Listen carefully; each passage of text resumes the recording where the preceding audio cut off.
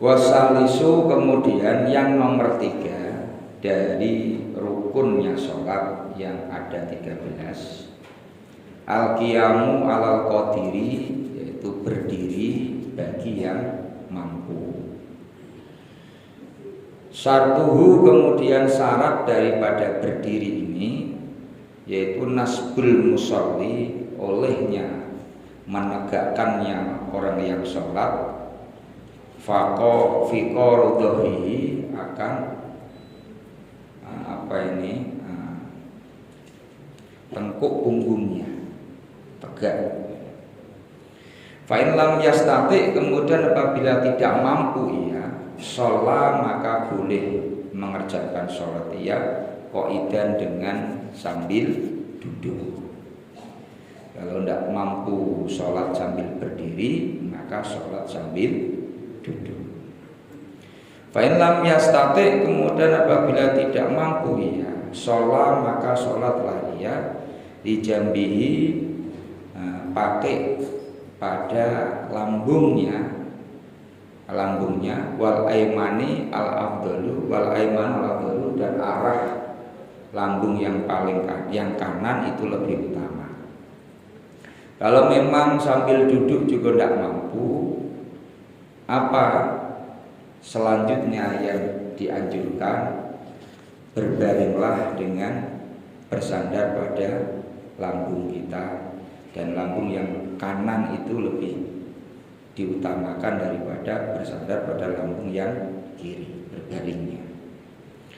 Fa'in lam yastati, kemudian apabila tidak mampu pula, sholat maka sholatlah ia mustalqiyan, dengan tidur terlentang. Jadi kalau tidak mampu juga sambil tidur miring pakai lambung yang kanan tadi, maka dia boleh sholat sambil tidur terlentang. Jadi inilah proses dari berdiri sampai duduk, sampai tidur, dan sampai tidur terlentang. Nah, itu Pak ya.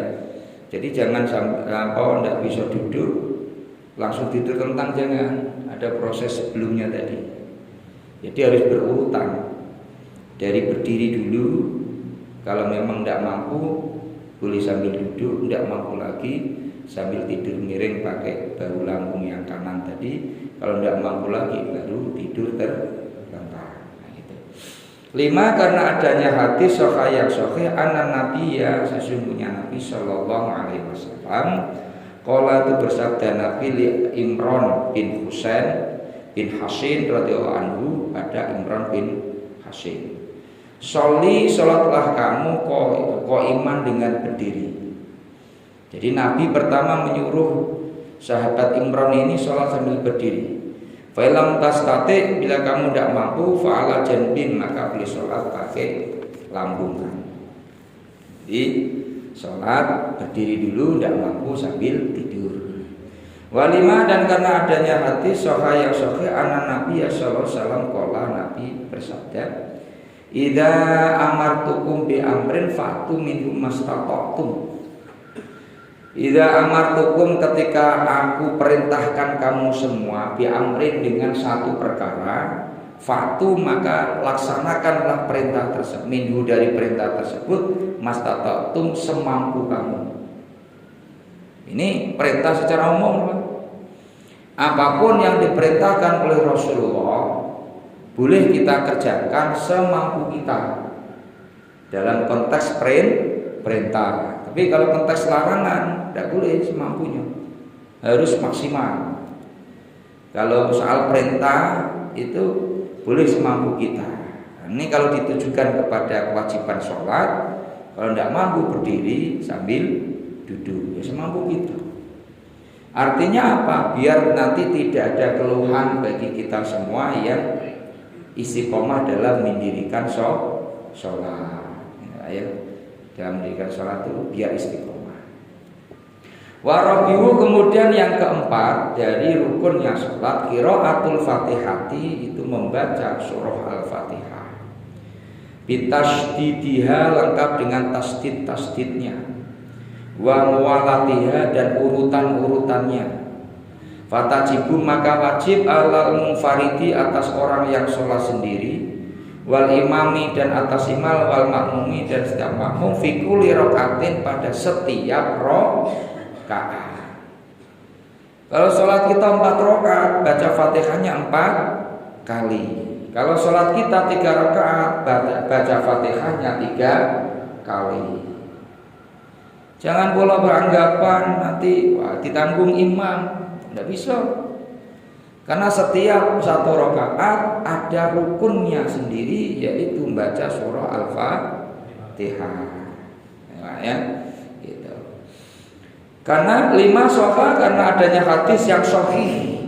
Anak Nabi ya, sesungguhnya Nabi Shallallahu Alaihi Wasallam qala, itu bersabda Nabi, la sholata, tidak dianggap sah sholatnya, liman, bagi orang, lam yakro, yang tidak membaca ia Fatihatul Kitabi, akan surah Al-Fatihah. Ini hadis Nabi ini diriwayatkan oleh Bukhari Muslim, berarti hadisnya sahih. Tidak ada dianggap sholat kalau orang itu sholat namun tidak baca suratul Fatihah, dikecualikan bagi makmum masbuk. Kalau makmum masbuk, selagi dia masih dapat bersama dengan imam ketika imam rukuk, maka dia dianggap bisa ikut 1 rakaat bersama imam. Namun kalau tidak terkejar rukuk bersama imam lengkap dengan tumakninahnya, maka dia dianggap ketinggalan 1 rakaat. Paham Bu ya? Karena ini banyak sekali kesalahan-kesalahan yang dilakukan oleh kawan-kawan kita ketika sholat. Datang masuk masjid, imam sedang baca surah. Pas ayat yang terakhir pula imam pun baca, dia baru masuk. Kemudian ketika dia mau takbir, imam sudah rukuk. Kalau dia takbir terkejar kemudian ikut rukuk dengan imam tadi, maka dia dianggap dapat sholat, dapat 1 rakaat dengan imam tadi. Berarti kalau imamnya itu soal rakaat yang pertama, berarti dia sama, nanti tidak nambah lagi ketika salam, nambah 1 rakaat, tidak nambah lagi. Berarti bisa ikut salam bersama imam. Nah, itu yang dinamakan makmum masbuk.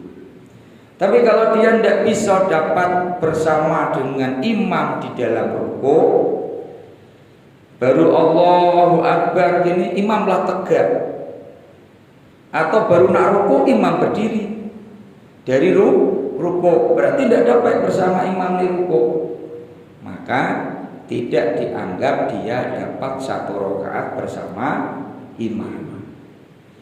Maka kadang-kadang kasusnya begini, akan timbul keraguan pada diri kita ketika kita ini ngejar untuk bisa rukuk bersama imam ini, kita ngejar cepat, tuk masuk ke masjid, kemudian langsung takbir, langsung rukuk. Belum sempat kita tumakninah dalam rukuk kita, imam sudah tegak dari rukuk. Nah, ini tengah.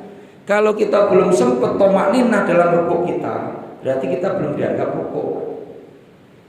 Lebih amannya kita ngulang nanti ketika imamnya sudah salam 1 rakaat.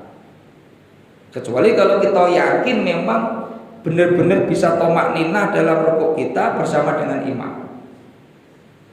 Nah, ini tentu kita sendirilah yang bisa merasakannya, individu kita masing-masing. Kalau dirasa kita bisa mengikuti rukunya imam secara sempurna, ya berarti kita dapat 1 rakaat bersamanya. Namun kalau tidak bisa sempurna, ya kan, baru nak rukuk gini belum baca Subhana rabbiyal azim wa bihamdi, imamlah tegak kalau dari rukuknya. Nah, berarti belum sempat tomannya. Memang sudah kepala kita sudah nunduk nak rukuk, namun belum sempat rukuk kita ini dilaksanakan secara sempurna, imam sudah tegak dari rukuknya. Nah, ini kan bermasalah jadinya. Maka hati-hati dalam pelaksanaan ini. Lebih baik kita ngulang 1 rakaat setelah imam salam, daripada kita nanti termakan keraguan apakah kita dapat 1 rakaat bersama imam atau tidak. Nah, itu. Walimah, dan karena adanya hadis ruwayat diriwayatkan an Ubadah bin Somiti, dari Ubadah bin Somit radhiyallahu anhu, qala, berkata Ubadah bin Somit, sholat, pernah melaksanakan sholat bina bersama kami Rasulullah Shallallahu Alaihi Wasallam. Fatakulat, maka jadi berat alaihi, atasnya al-qiraatu, oleh bacaan. Falaman sorofa, maka ketika telah bubaran ia, qala, berkata ia, ini sesungguhnya aku la arakum, nisa aku melihat kamu semua takrauna, pada membaca kamu semua khalfa imamikum, di belakang imam kamu semua. Kulna, jawab kami, wallah ajal, betul ya Rasulullah. Fakul wallah ajal ya Rasulullah. Naf'alu hadza, kami melakukan itu semua. Qala, maka menjawab Rasulullah, la taf'alu, jangan kau lakukan itu semua, illa bi ummil kitabi, kecuali engkau membaca suratul Fatihah. Jadi dari kasus ini Pak, Ubadah bin Somit cerita kalau dia pernah ikut sholat bersama Nabi. Kemudian Nabi melihat orang yang makmum tersebut itu, ketika dia ikut makmum dengan Nabi, dia membaca bacaan-bacaan yang bukan suratul Fatihah. Dia membaca ayat-ayat Al-Quran yang bukan surah Al-Fatihah. Maka Nabi menanyakan itu, saya tengok kamu nih ada yang membaca di belakang imam kamu semua. Dijawab oleh para sahabat ini, ya betul ya, kami lakukan itu semua. Maka dijawab oleh Nabi, jangan kau lakukan itu, kecuali engkau membaca umul kitab, yaitu surah Al-Fatihah. Fainahu la sholata, karena sesungguhnya tidak dianggap sholat liman lam yaqra'aha, orang yang tidak membaca suratul Fatihah. Jadi ada hadis Pak, salah satu keistimewaan Rasulullah itu, Nabi itu melihat ke depan itu bisa tahu arah belakang. Tidak sama dengan kita. Jadi Nabi itu kayak memiliki kaca spion. Itu Nabi memiliki kaca spion. Jadi Nabi nengok ke depan itu, Nabi bisa tahu siapa orang yang ada di belakang-belakangnya semua. Maka ketika Nabi jadi imam itu tahu kelakuan sahabat-sahabatnya yang berjamaah di belakangnya. Nah, itu salah satu keistimewaan dari baginda Rasulullah Shallallahu Alaihi Wasallam, bisa tahu orang-orang yang ada di belakangnya. Nah, itu beda dengan kita. Nah, ini contohnya ini. Inilah arakum takrauna khalfa imamikum. Aku nengok kau pada baca apa lah kau ini di belakang imam kamu semua, ya kan? Kemudian jawablah nih para sahabat itu semua jawab, wallah ajal, betul ya Rasulullah. Nafalu hadza, kami lakukan itu semua. Kemudian kata Nabi, la taf'alu, jangan kau lakukan itu. Illa bi umil kitab, kecuali yang kau baca adalah suratul Fatihah. Nah ini Bismillahirrahmanirrahim, wal basmalatu, kemudian bismillah, ayatun itu satu ayat, minha dari suratul Fatihah. Maka kalau ada imam yang menjadi imam baca Fatihah tidak pakai bismillah, maka sholatnya menurut mazhab Syafi'i dianggap tidak sah. Jelas Pak ya? Nah, ini banyak permasalahan. Ya. Alasannya macam-macam, mau di Arab pun tidak dengar Ustaz. Ya tidak dengar apa memang tidak kedengeran, kan begitu. Karena bagaimanapun ikut madhab siapapun, kalau siapapun orang yang sholat itu rata-rata ya mulainya baca Fatihah dulu. Namun ada yang Fatihahnya disirkan, ada Fatihah Bismillahnya disirkan, ada yang Bismillahnya dijaharkan. Itu prosesnya. Ada yang Bismillahirrahmanirrahim, Alhamdulillahirabbil alamin, ada langsung gitu. Namun tetap dibaca Bismillahnya ini, karena menurut mazhab Syafi'i Bismillah ayatun minha. Karena bismillah itu salah satu ayat dari surah Al-Fatihah. Berarti kalau kita membaca Fatihah tidak membaca bismillah, berarti ayatnya kurang satu. Gimana caranya nih kalau kurang satu? Sementara orang yang tidak membaca surah Al-Fatihah tidak dianggap orang yang mendirikan sholat. Jadi hati-hati ya. Wa min kulli suratin, dan juga pada setiap surah. Jadi bukan cuma di awal surah Al-Fatihah, bahkan di setiap awal surah itu dimulai dengan bismillah. Al-Baqarah bismillah dulu. Ilal surat Al-Bara'ah, kecuali surah Al-Bara'ah tidak masuk bismillah di sana. Surah Bara'ah ini surah apa? Surah Taubat enggak? Nah, itu tidak masuk bismillahnya. Pak, jadi kalau kita baca surah Taubat jangan baca bismillah dulu. Tidak usah baca bismillah, langsung saja. Ini kalau di Quran saya tengok ada pengganti bismillah yang dibaca. Ini kalau kita udah ngaji jangan apa kalau ini ada tambahan di sebelahnya ini. Nah, itu gantinya bismillah. Tidak boleh kita baca bismillah dalam surah At-Taubah. Alasannya kalau dalam tafsir Jalalain itu karena surah At-Taubah ini diturunkan ketika Rasulullah dalam kondisi marah. Rasulullah Allah itu dalam kondisi marah besar ketika menurunkan surah At-Taubah.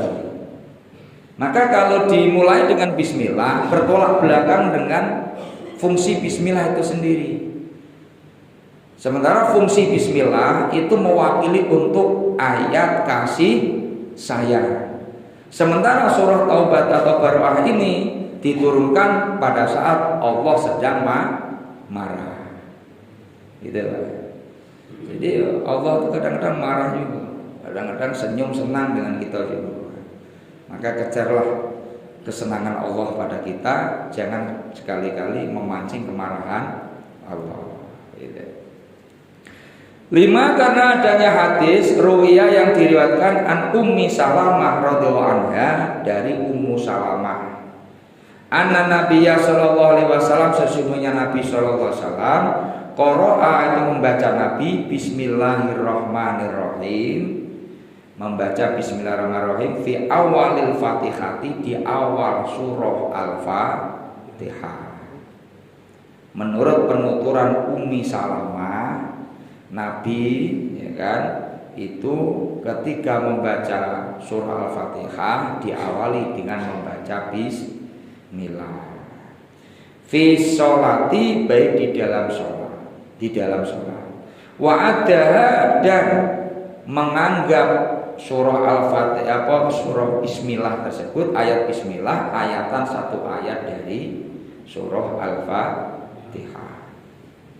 Wali anna sahabata, dan karena sesungguhnya para sahabat radhiyallahu anhum ajma'u, para sahabat itu mereka sepakat ala isbatiha, atas menetapkan bismillah fil mushafi, di dalam mushaf Al-Quran jami'an semuanya, min awaili suwari, dari permulaan setiap surah yang ada di dalam mushaf Al-Quran, siwa bara'atin, selain surah Bara'ah. Jadi ada dua alasan Pak. Ada dua alasan Bu, kenapa bismillah ini masuk dalam salah satu ayat dari surah Al-Fatihah. Yang pertama, hadis Nabi tadi yang diriwayatkan oleh Ummi Salamah. Yang kedua, kesepakatan para sahabat menetapkan bismillah ini di dalam mushaf Al-Quran semuanya, di awal-awal setiap surah yang ada di dalam Al-Quran, kecuali surah Bara'ah. Kalau dalam surah Bara'ah tidak termasuk. Itu tadi alasannya, ya kan? Nah, jadi dari sini dapatlah kita pahami bahwa jangan sampai kita, baik kita sholat sendiri maupun kita jadi imam maupun jadi makmum, kita pertama tidak membaca surah Al-Fatihah. Dan ketika kita baca surah Al-Fatihah, kita harus membaca Bismillah di awal dari surah Al-Fatihah tersebut. Kenapa? Karena Bismillah salah satu ayat dari surah Al-Fatihah. Nah, mungkin ini dulu. Selanjutnya ada yang tanya jawab, dipersilakan Pak. Biar gak panjang waktunya. Ada wajib. Nah.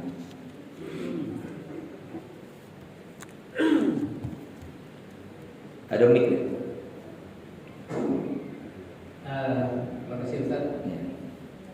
Sebelumnya saya tanya dulu. Salah satu rukun salat itu adalah baca Fatihah. Sementara itu masuk ke masjid ketika hanya rukun. Jadi dengan berserta imam. Iya. Tapi tidak sempat membaca Fatihah. Iya. Jadi kalau saya kayak gitu rasanya dihitung itu satu rakaat, berarti rakaat pertama itu kita tidak dapat membaca Fatihah. Satu, apakah gugur kewajiban Fatihah jadi dengan mengikuti imam. Sementara Fatihah itu wajib. Iya. Itu rukun salat. Oke, saya jawab dulu ya. Tadi dijelaskan membaca surah Al-Fatihah itu hukumnya wajib karena termasuk ruknun min arkanis sholat. Salah satu rukun dari rukun-rukunnya sholat. Rukun itu harus dikerjakan, gitu. Dan ini dikecualikan, kecuali bagi makmum masbuk. Siapakah makmum masbuk itu? Makmum masbuk adalah mereka makmum yang tidak sempat membaca surah Al-Fatihah ketika dia makmum bersama imamnya. Contoh, datanglah kita dari luar masuk dalam masjid. Imam sudah baca surah. Yang dibaca surah namanya surah Al-Kafirun. Sudah dapat separuh di Al-Kafirun, kita tegak langsung takbir nyusul imam.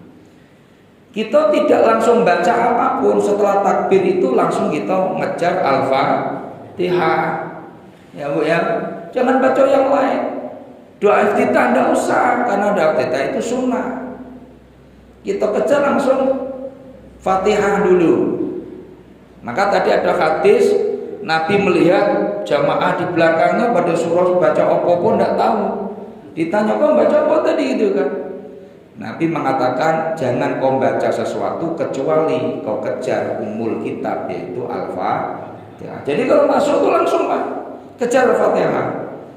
Baru dapat ihdinas siratal mustaqim. Makmum imam udah rukuk. Allahu Akbar. Gimana? Jangan dilanjutkan. Langsung ikut imam Pak. Berarti Fatihahnya cuma dapat sampai ihdinas siratal mustaqim. Nah, ini juga digolongkan makmum masbuk tadi. Karena dia tidak bisa dapat baca surah Fatihah bersama imam. Itu Pak Imam. Kecuali kalau dia masuk imam mulai baca surah, ya kan? Surahnya surah Al-Baqarah. Dia ngejar baca Fatihah. Selesai Fatihah ya sudah.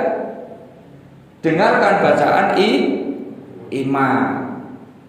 Selesai Fatihah dengarkan bacaan imam. Nah gitu. Makanya dulu pernah saya sampaikan banyak terjadi polemik Pak. Imam itu kalau setelah baca ghairil maghdubi alaihim waladdallin sampai bunyi lin, an-nya tuh berhenti ya, baru makmum amin. Jangan indah, belum sampai waladdallin selesai lah amin dulu kan. Nah, ini hati-hati.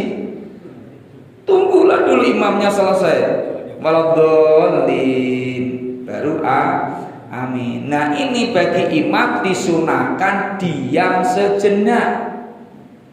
Jangan langsung baca surah, diam dulu sejenak. Hukumnya sunnah, dalam mungkin dijelaskan sunnah. Diam sejenak, kira-kira makmumnya selesai baca Fatihah. Ya kira-kira ambillah sekitar semenit, tidak? Semenit atau semenit setengah. Setelah dia agak semenit atau semenit setengah, baru baca surah. Tujuannya apa? Biar nanti ketika imam baca surah itu makmumnya bisa mendengarkan. Karena ada perintah faidza quri'al Qur'an fastami'u wa ansitu la'allakum turhamun. Ketika Quran dibaca, dengarkan. Bagaimana kita nak mendengarkan sementara kita harus baca sendiri? Itu yang repot. Maka untuk menjadikan keduanya ini bisa berjalan dengan baik, maka disunahkan bagi imam setelah baca waladhdallin serempak baca amin, diam dulu sejenak. Tunggu makmumnya baca Fatihah. Setelah makmumnya baca Fatihah selesai, baru imam mulai lagi start baca surah. Ah gitu Pak Imam. Kalau memang makmum itu sempat baca Fatihah. Yang saya tadi itu kalau makmum tidak sempat baca Fatihah. Iya. Maksudnya kalau pas Fatihah masih kejar. Imam sudah rukuk, artinya kan tidak sempat baca Fatihah. Apakah terhitung juga? Nah, katakan gitu. Ya terhitung. Asalkan makmum tersebut bisa ngejar rukuk bersama imam. Kalau dia ngejar rukuk bersama imam terkejar, bisa rukuk bersama imam secara tumanninah, maka dia dianggap mendapat 1 rakaat. Artinya apa? Kalau dianggap dapat 1 rakaat, berarti dia disamakan dengan orang yang sholat dengan imam dari awal. Walaupun dia tidak baca Fatihah, namun dia dianggap dapat 1 rakaat bersama imam. Dan inilah yang dinamakan dengan makmum masbuk. Gitu Pak Imam. Oke, ada yang silakan Pak Haji masuk. Lagi ilmunya ditambah lagi. Assalamualaikum warahmatullahi wabarakatuh. Waalaikumsalam warahmatullahi wabarakatuh. Saya tanyakan di sini Pak Ustaz, ada 2 ya. Yang pertama, seorang masbuk dapat 1 rakaat. Kemudian imam mengucapkan salam. Iya. Seperti sholat subuh lah, kita dapat sholat terakhir. Setelah dapat 1 rakaat. Iya. Dalam hal ini ada yang mengatakan apabila kita imam telah memberikan salam, kita otomatis tidak ikut imam lagi. Pendapat ini katanya kita tergugur walaupun kita bagaimana, walaupun sendiri kita tergugur tidak ikut imam. Pahalanya seperti mengikut imam juga. Ada pendapat yang lain tidak akan tergugur kecuali dia mufaraqah, ya kan? Jadi pas imam salam, pasti harus berniat lagi. Niat apa? Niat mufaraqah. Artinya bercerai dengan imam, tidak ikut imam. Yang satu lagi tadi tidak, apabila imam mengucap salam, dia tidak perlu niat mufaraqah, akan tetapi terlepas sendiri secara tidak langsung lepas dengan imam. 1. Yeah. Yang kedua masalah ayat Ustaz, kita lihat bahwa para saudara-saudara kita, para imam-imam kita itu membaca ayat. Dia baca ayat ada yang dari bawah Ustaz ke atas.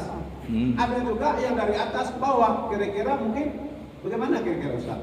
Umpamanya ini kan sunat kan? Sunat kita sudah tahu barang sunat. Tapi kita ingin juga jangan kecolongan. Mentang-mentang Ustaz semau kita ditanya orang tak tahu kan?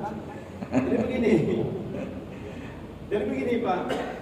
Kita tadi baca ayat apa namanya? Ayat suratul Kahfi lah kan? Baca suratul Kahfi.